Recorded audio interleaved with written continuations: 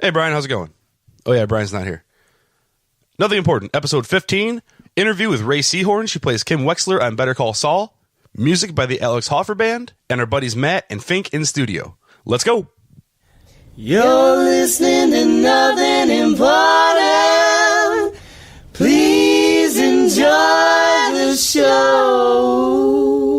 Nothing Important Podcast is brought to you by Audible.com. Audible has 150,000 audiobooks that you can download on your iPad, your Android, whatever you listen to audiobooks on, you can download it there. And this is typically where I put in some plug for a book to show you that you can get that for your free trial.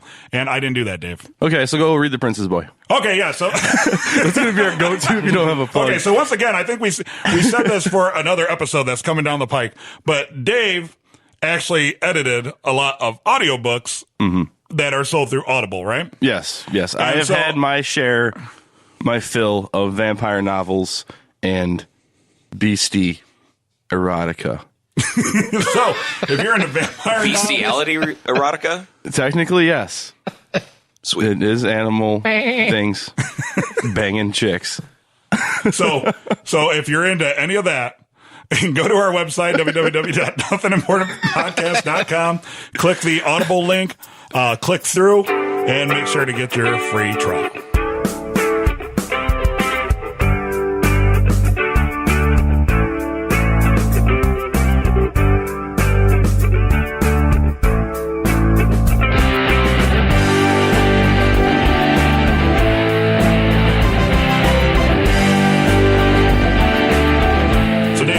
Singing Rolling by Limp Bizkit? Yeah, pretty much. And Fink, you actually went to a Limp Bizkit? In parentheses, air raid vehicle. Let's get it right. And you went to a Limp Bizkit concert? Yeah, I did. I was in high school. Yeah? How was there just like red hats everywhere?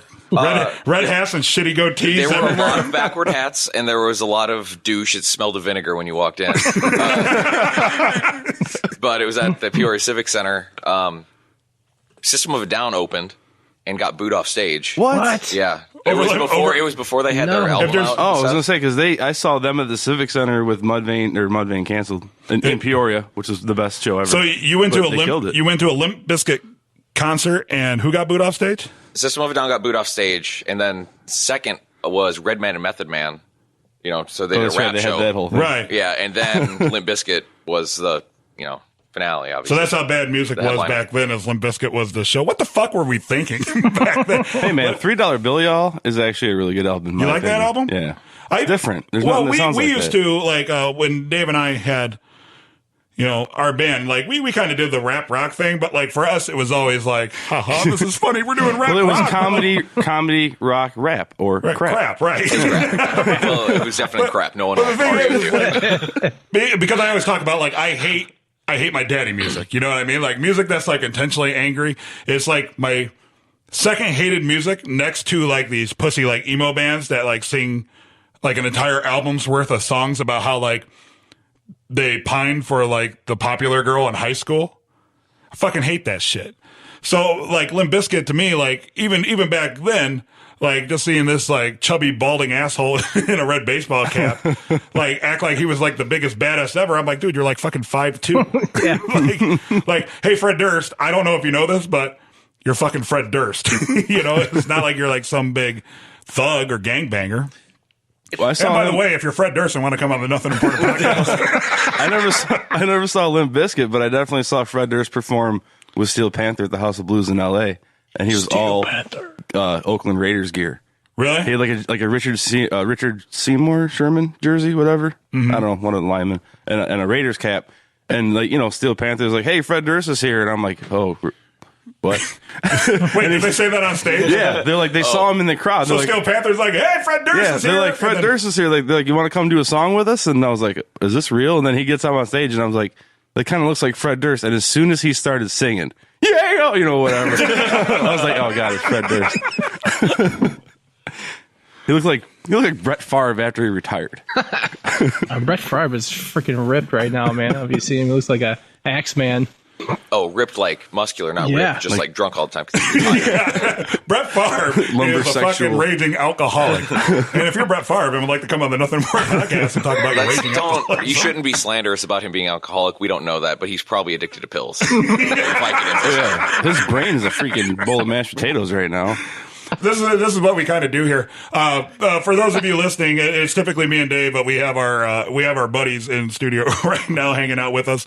It's like fucking 12. It's noon, and they already got beers cracked. There's Jeff. Say hi, Jeff. Hi, Jeff.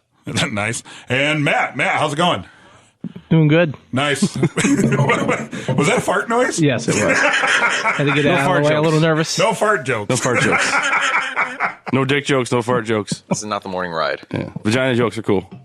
All right, so I think we got off the subject there. So did you have anything more to add about? Did we have a subject? Awesome Limp Bizkit? No, I mean, it was high school. So Okay, I mean, that's so- the thing. well, that's a good- let's that's a all good realize topic, though. that it was high school. That's a good topic, though. Let's talk about that. Okay, so you went and saw Limp Bizkit. What's the Dave looking Yeah. back? What's the most Looking back. what's the most embarrassing band you ever went to see? The most embarrassing band I ever went to see? Mm-hmm. I ain't ashamed of any band I've ever gone to see. Oh, come on now. Yeah, but there's something now where Van Halen, okay. My first show, not my first musical live performance, was a festival, so I don't count that. My first show to see a specific band, Van Halen 3 with Gary Cherone. Oh, wow. Yeah. Yeah. Okay. Was that a free ticket? No, well, I guess to what me it radio was. station did you win that off of? Were you the ninth caller? Yeah, how many times did you have to go? I was more excited to see Kenny Wayne Shepherd, actually. Yeah, a seen it. sober Eddie Van Halen and Gary Cherone. Sounds like magic. That's not even Van Halen, though. I mean, Yeah, no, that's Not not. real You life. needed a fucked up Eddie Van Halen and some David Lee Roth up in Yeah. that piece. But hey, Alex and Michael were still there and cool. So I have no idea who that is. it's the drummer and the bass player. Sorry, I don't know Van Halen. I never saw him Like to a see. terrible- Oh, maybe ICP, and maybe I'm a little embarrassed about that concert. No, I wasn't. Man. I've been to 2 ICP concerts, and I don't give a fuck what anybody says. They were fucking awesome. First panic attack in my life was at Yeah. ICP. Okay, so years ago, like I'm not like one of them big like like I probably I appreciate ICP as how a lot of like middle-aged men appreciate Kiss, right? Like I was talking about. Like I hate the whole, like. Come on. I mean, they're painted like clowns. They're obviously not taking themselves that fucking serious. and like, I'm drawn to that kind of music. Like, they might be giants, silly ass music. Like, I'm a sucker for that shit. You guys Mariah all know Carey, that, right? yeah. And so like, that's what, for like, Christmas this year. I find ICP so ridiculous that it's awesome. It's like how people like Guar, Right, yeah. right? Yeah. Like, it's like, okay, yeah, that's fucking dumb. But come on, that's fucking hilarious.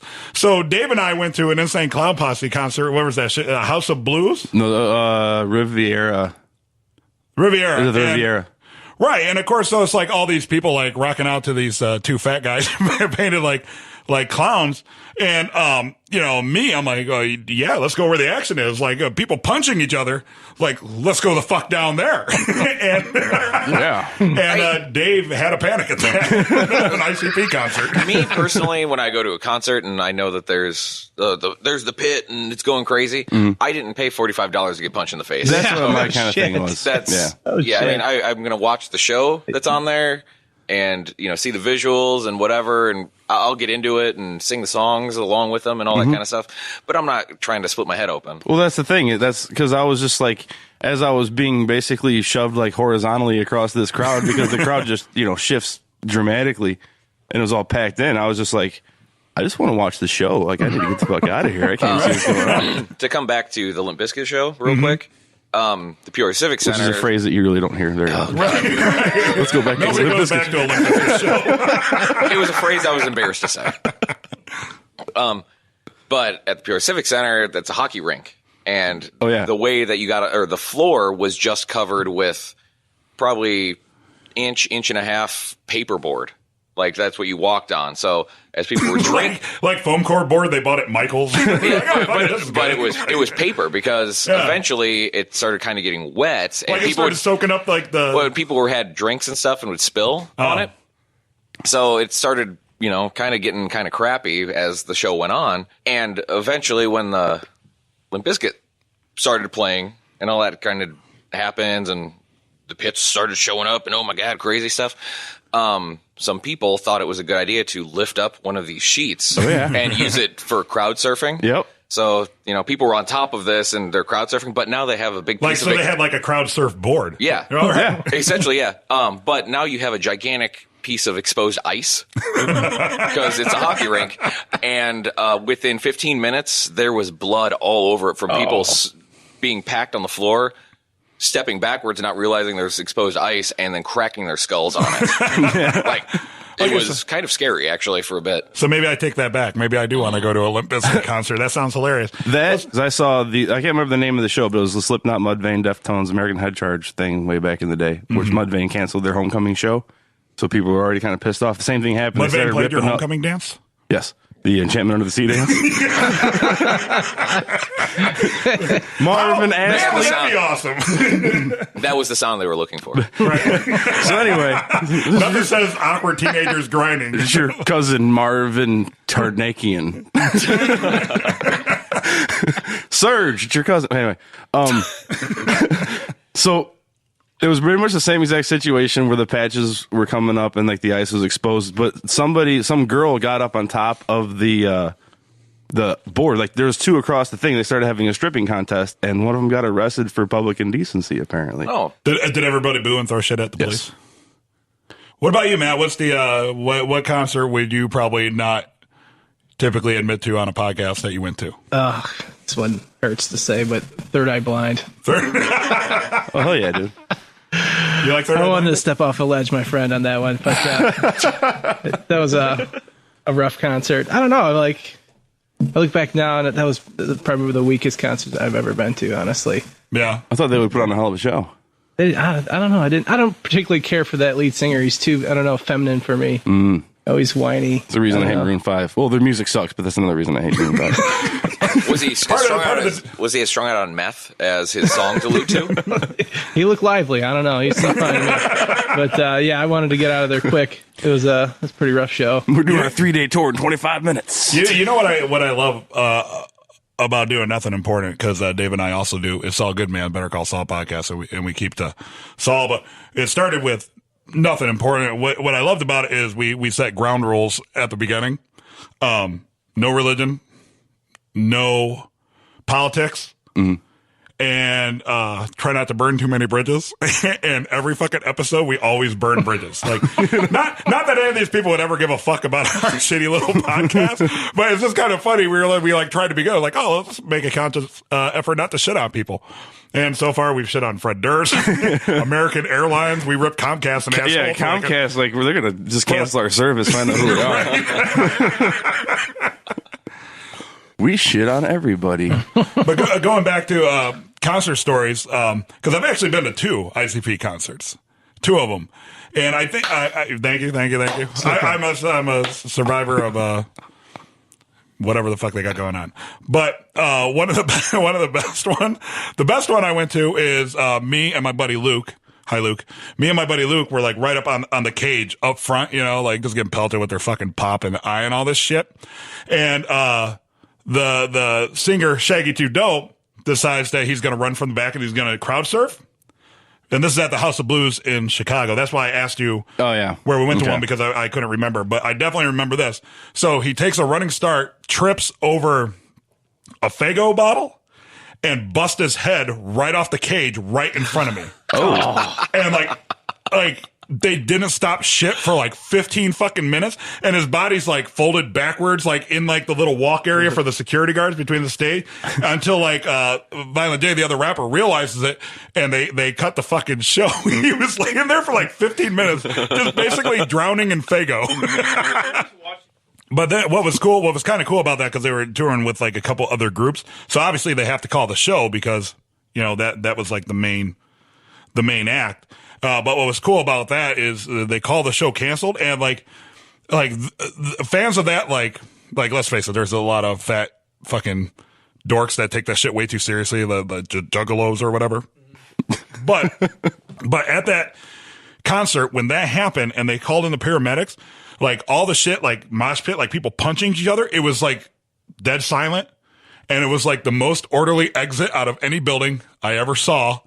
It like House of Blues just got dead silent. Everybody filed out nicely with like no incidents.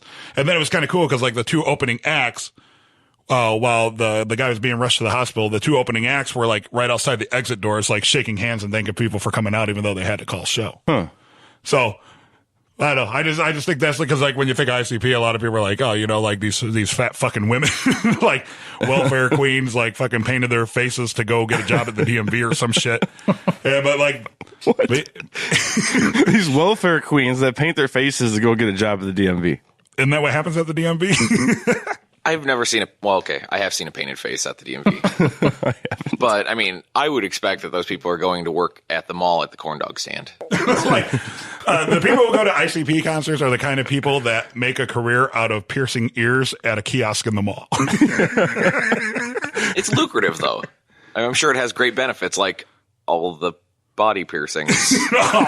all the fake plastic hot pink diamond earrings that you can muster. I haven't even been in a mall in years. Have you guys even been to a fucking mall? I only go to the mall when my girlfriend wants to go to the mall. And we go to like 4 shops. And we'll walk around, but every second I hate it. And it's mostly not the stuff that's in the mall that I hate, because there's things to look at and do that. It's the people who are there at the mall to be at the mall. Like their purpose for the day was to go hang out at the mall. Let's go hang out at the mall. Not in a cool mall rat's way. Like not because I need to buy things from various stores, so I'll go to where they're all centrally located. It's I'm going to go hang out at the mall. I've never been. I can't think of one time in my life, even when I was younger, be like, man, I am going to go to the mall to fucking hang out.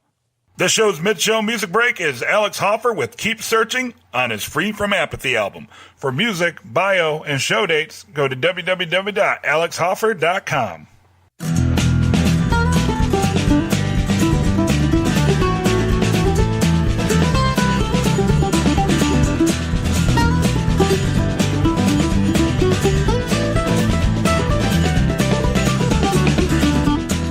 What I wanna know is where we gotta go in such a hurry, hurry now.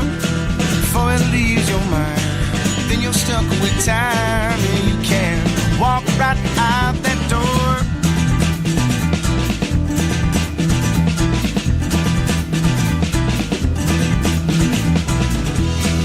We all have tried, living is the only remedy inside our ego, and it keeps us from finding what we really need is a little bit of love.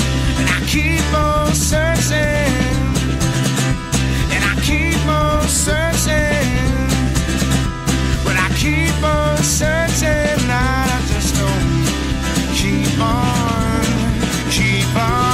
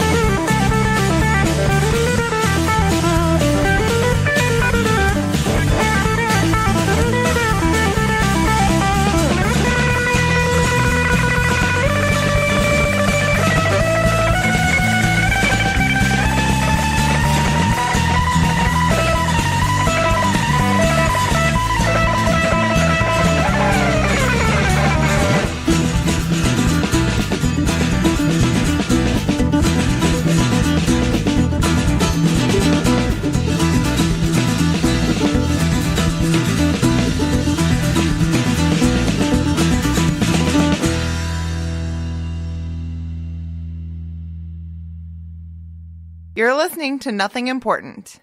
Ladies and gentlemen, on the Someone Important hotline, Rhea Seehorn. Ray, thanks for being on the show. That's a very interesting hotline. Yeah, well, it's the Someone Important hotline. That's amazing. I don't think I've ever been on that short list, so that's exciting. Oh, well, we're glad to add you to it.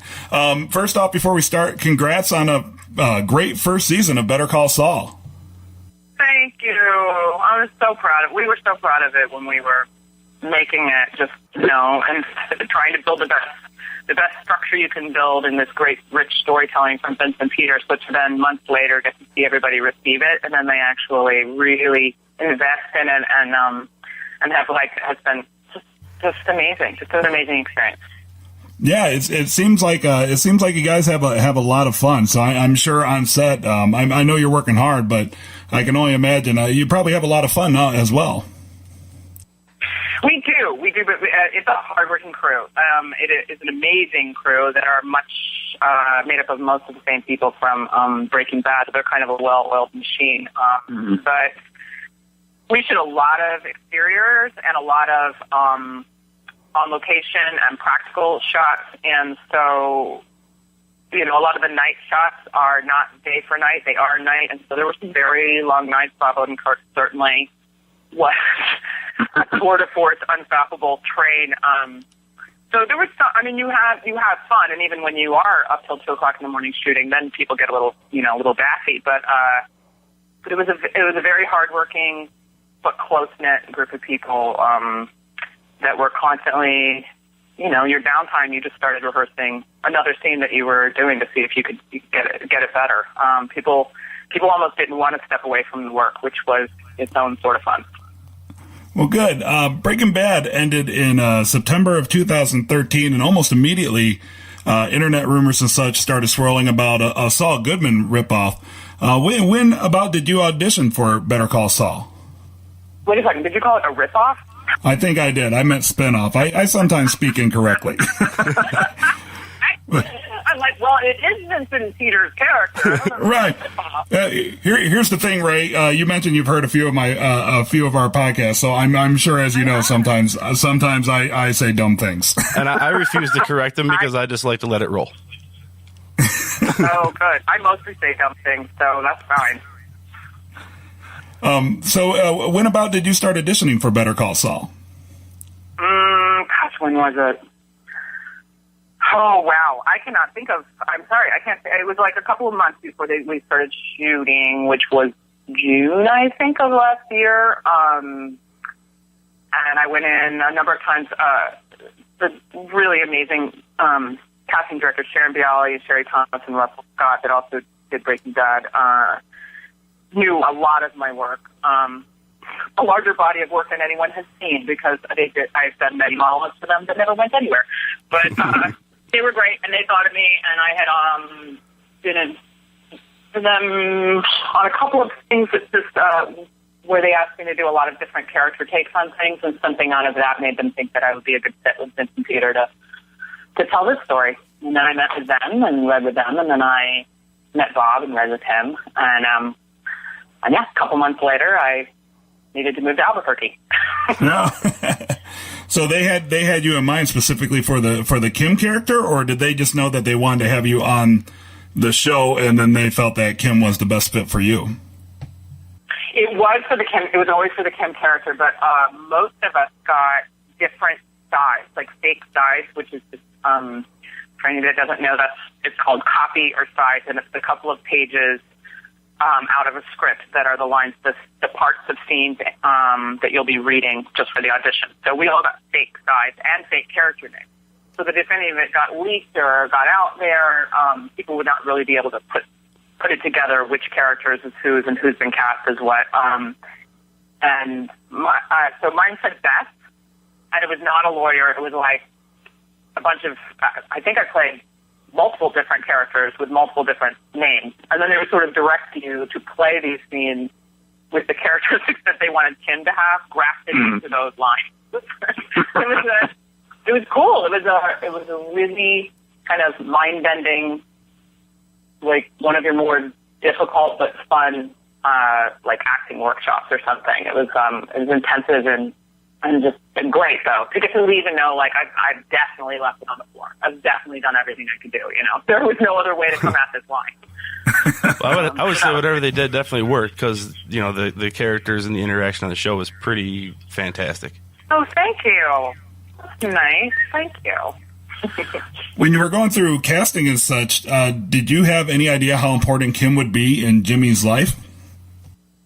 No, none. I did not know. My final audition scene, you know, when AMC and Sony and everybody have to agree to the casting, and Vince and Peter were there, and all of my making producers, and your reading with Bob, also somewhat of a chemistry read. And as soon as they're saying that, you get some idea of like, okay, my relationship with the Saul character is some sort of linchpin here. And it was actually, it was the phone call scene where I'm telling him, like, I'm not talking dirty to you. And I think it's like episode 2 or 3. And then I think it's 3. And when he called me in the middle of the night. And there's all this intimacy implied, but there's also some kind of camaraderie about the law and what's ethical and what's not ethical, and gentle ribbing, and then sort of more aggressive ribbing. There's a sexiness and a charmingness, and it was like everything all rolled into one, and you could play it a million different ways. And they did let us play it a lot of different ways, which is fun. And I mean, that's when I sort of was like, I feel like this must be a relationship character with Saul, and it seems like she must be a lawyer. And you just kind of, you know, you played the circumstances they gave you, and then I would kind of each time make up a three-dimensional person that has life that's between the lines, you know, so that it was like, okay, if you have X, Y, Z as your clues, and you work backwards and say, what would make someone say that, or behave this way, or do that, so that you can have the life that comes before you say things, and give yourself a reason to have a reaction to what the other person says.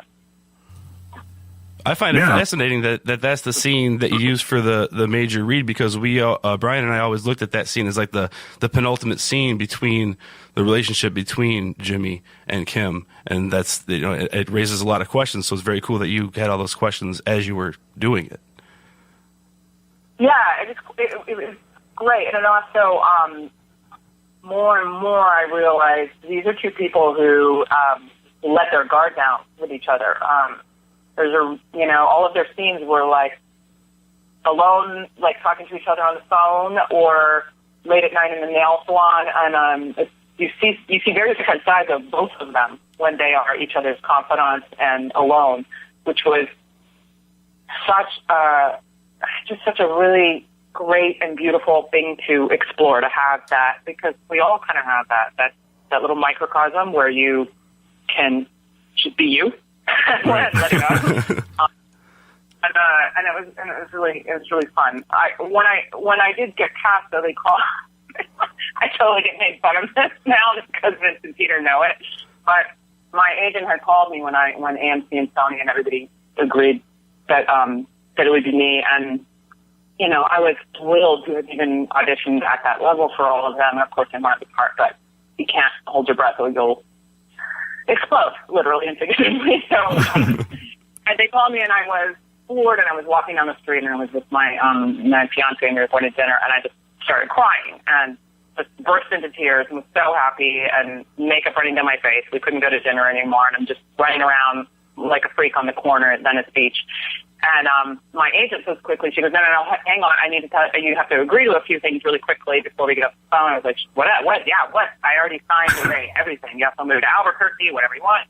And so she said, well, they're going to release things little by little to, you know, Deadline and various media outlets to say who's been cast, and so you can't tell anyone. And my agent, I adore, and she has an incredible volume in her voice. So my fiance could already hear her anyway, and he can see me crying. I was like, well, he already knows. And she was like, that's fine, but don't tell anybody else. I said, okay, you know, just for a few days. But also when they announce it, when it does come out, you need to just agree with whatever it is, with the way that they put it out to Deadline and everybody else, Hollywood Reporter and all of those places.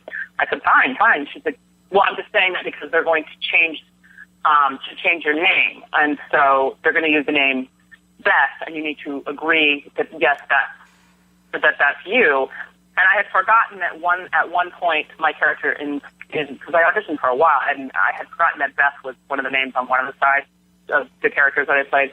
So I thought she meant me, that Rhea Seehorn. I need to change my name to Beth. Agree when my mom calls me tomorrow. So it's like, so I thought you didn't get the part. Some girl, and I was like sad. I was like, wow. So no one will even know. I guess let's pick some woman named Beth. Or do I have to tell people my name is Beth? And aren't my friends going to go like, no, it's not. What the hell are you talking about? And I'm just going to have to act like I've lost my mind. She was like, it's just for a few days. And so I just agreed. And my fiance, who could hear it all, was like, wait a second, you have to change your name? And then I got all defensive. And I was like, it's fine. That's just in Hollywood. That stuff happens. And it's shut off. Totally thought I had to change my name for 2 days. But I didn't.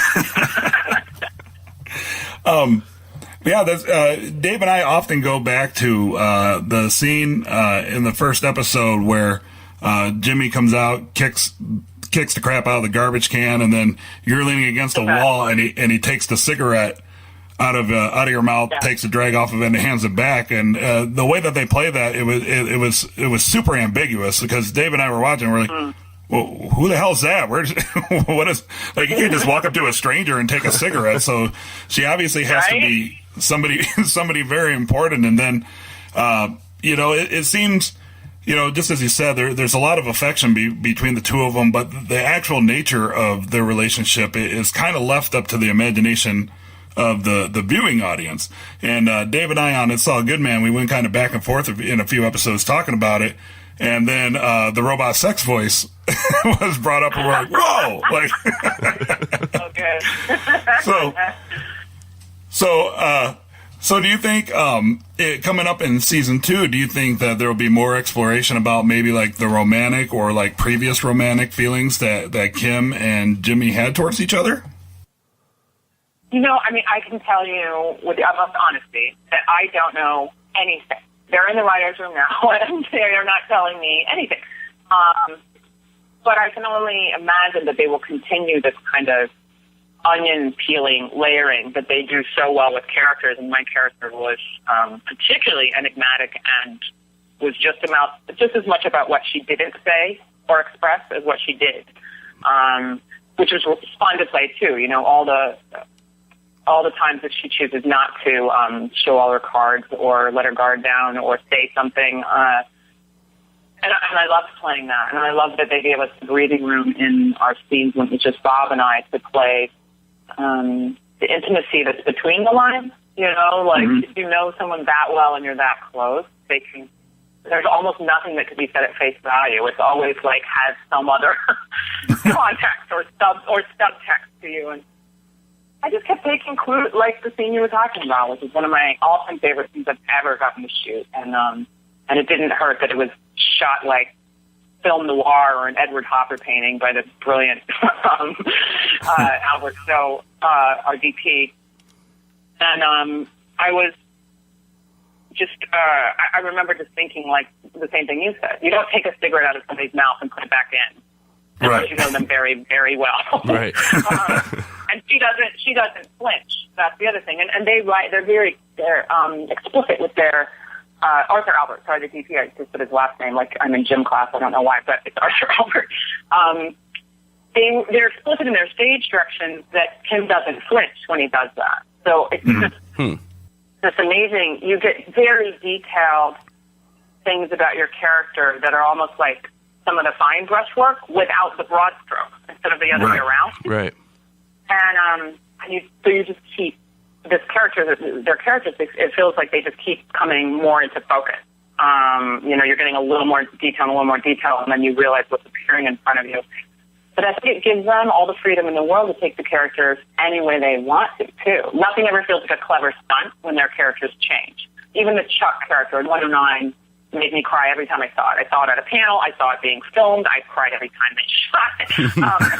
I cried when it came on cable. It's excruciating. And but it wasn't. We were never like, oh, you hid that being a possibility from us just to be clever. It was more like you could go back and watch the whole season and realize if that was absolutely an organic undercurrent with this person the whole time, and it has finally, bubbled over. Right. And now everyone can see it. So it's fun learning those things and getting a script and finding out, like, we were in the mailroom together 10 years ago. And they picked me to put through law school and not him. And to get a chance in the firm. And why is that? And what does that do to the relationship? What does it do to his relationship with the firm? And what does it do to his relationship with me? And it was great. So all I can say is I would imagine that they're going to continue that kind of exploration and keep following that. But I don't know anything specific. Speaking of Chuck, you kind of touched on that a bit. What do you think Kim's reaction to Howard was when he told Kim, that Chuck was kind of pulling all the strings, and Chuck was actually the one working against Jimmy? How do you think your character Kim reacted to that? I thought about that a lot, because that reaction would be between that scene and when I go to the nail salon to tell him to take the deal, and he berates me, and I just sort of stand there and take it because I don't want to tell him why. I think she is devastated for Jimmy. However, they showed little about what I thought about Chuck prior to that, but she definitely thinks I think she looked up to him, especially as a pillar of the law, and she definitely thinks the firm she's at, that he was such a huge part of, is the right way to go. That's the right path. That's the right road to travel and all of this. But Hanlon, even though she finds out he's not the one behind always thwarting Jimmy, that's not that unusual, because every time I tell Jimmy's character to worry about himself and, with the billboard scene, and don't make it a personal vendetta, it's always in the vein of, because you could be something amazing on your own if you let go of these other personal conflicts. She never agrees that Howard's a villain, and I don't think she thought he was. The first time you see her shaken by, so that's how loyalty works, is when he boots her out because she loses the Kettlemans through no fault of her own. And I think that shook her a lot, and so she's really starting to question, in my estimation, like, so what is the good and the bad and the right and the wrong? And, okay, so that's who Chuck is, that I thought was an untouchable pillar of ethics and law, and that's who Hanlon is, depending on if the chips are up, or down. And the person everyone thinks is like Slippin' Jimmy is the least duplicitous and the most loyal of anybody. Yeah. So I think that's what I thought she walked away from, is like shaken, very shaken by somebody trying to mess with your foundation of how you, whatever your moral compass is in life. When somebody starts shifting the needle, it's unsettling, but none of it is worth, as you see in 10. She just tells him very simply, and it was written beautifully, that all I say is, I didn't want you hitting your brother. And that was enough for Kim to take whatever abuse he hurled at her. So, on that same note, what do you think Kim's reaction will be when she learns that Jimmy walked away from the opportunity and the meeting that she set up with the attorneys from Davison, Maine in the season finale? People ask me that a lot, and I'm not sure. I'm still pondering that. Like, what was she just left there, furious or fuming, or? I've had a lot of different thoughts on it, and I've gone a lot of different directions. I'm very excited to see where they pick up with that. I think she did go out of her way to make that possibility a reality, and she probably doesn't like being embarrassed. Can not enjoy that in front of the other partners and everything. However, she continually tries to get Jimmy to be able to get wherever he wants and be the best him he can be. And again, in the Billboard episode, you see that she wants him to do what's best for him, but she also smiles when no one's looking at his crazy stunt of having somebody fall off the billboard. So I think it could go in any direction. If she really thinks that he's got to do something else and follow his passion, I don't know. She might be supportive or have a ton more questions, or, like I said, her foundation has been shaken to the point where I'm not really sure what she thinks of his decisions at this point. Gotcha. We only have a couple minutes left, so I'm not going to take up too much of your time, but I have to just put this out here. My wife loves Romeo and Michelle's, and you actually played a character named Ashley Schwartz in the ABC Family prequel Romeo for Romeo and Michelle. Do you think that there's going to be any chance of like a third Romeo and Michelle movie, like set in present day, where it really ties the whole universe together? I don't know, but we should definitely start a petition to Robin Schiff because she is brilliant, the writer and director of that. She's just amazing, and that character was so much fun to play. Just straight up villain with an entirely different set of social norms and ethics that like don't exist, and she doesn't care that no one else gets them. She operates completely by her own standards, and it was just so much fun. And oh my God, Katherine Heigl and Alex Breckenridge were amazing in it, as well as Alexandra, who's now on Transparency, was in it, and Nate Faxon, who's gone on to be brilliant as a writer and an actor. God, we had fun. That was a really fun set. I love hearing that there's a fan of it. Good. Well, that's good. Well, with the success of Better Call Saul and Kim being such a huge character in that show, hopefully, by the time Better Call Saul wraps up, we can start a petition and we can get that third movie made. Okay, let's do it. And if we make it happen, I promise you, Dave and I we'll do a Romeo and Michelle podcast. Oh, I'm in.